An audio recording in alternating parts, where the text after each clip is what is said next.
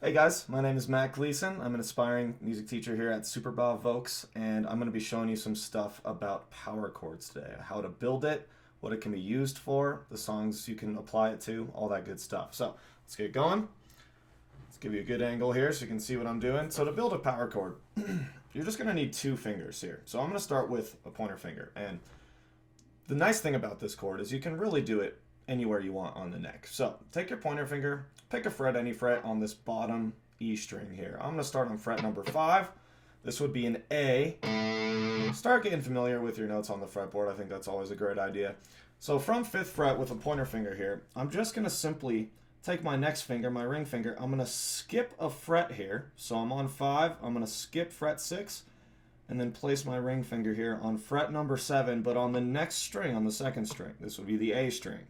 So I've got two fingers down here, one pointer finger on the 5th fret of the E string, and then one ring finger on the 7th fret of the A string.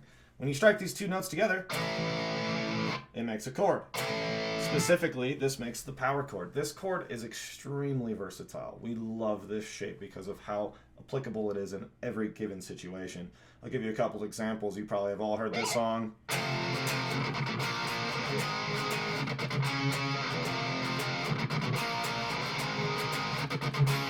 Smells Like Teen Spirit by Nirvana. We got things like Green Day.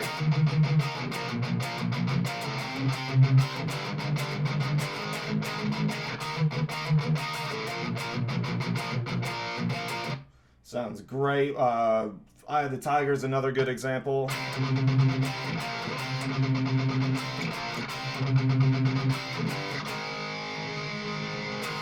As you can see, all of those songs used a single shape, the power chord shape, that I was simply just moving around between strings and frets like that. Now you might have noticed I was actually adding one extra finger there. You can extend this shape by incorporating a pinky finger. So let's go back to our A example. I got a pointer finger on A, 5th fret, ring finger on the 7th fret of the A string, which would be an E, by the way. And then what we're going to do is we're going to take this ring or pinky finger, and we're going to place that right behind the ring finger on the 3rd string, the D string. So I've now got two fingers here on top of the pointer finger note, which would be a 5, 7, 7. Now, in terms of intervals, which is kind of a whole separate lesson in itself, this would be the root note, this would be the 5th of the chord, and this would be the octave of the chord, which is the same thing as the root, by the way. So if I just play these outside strings, they almost sound the same.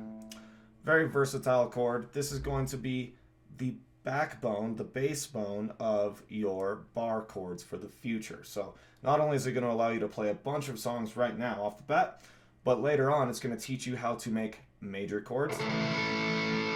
You know what? It's kind of hard to hear that with the distortion, so let me get you a actual patch here. If I knew how to operate my amp. There we go. Major chords and minor chords. Both of those chords have that power chord shape right there on the bottom. So this is, in my opinion, probably the most important chord you could learn as a guitar player.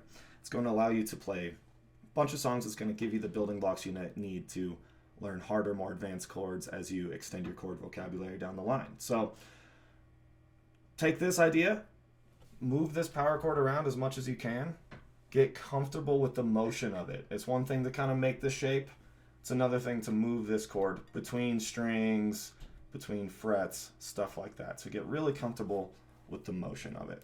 Hopefully this makes sense about this idea of power chords, and talk to you guys soon. Thanks.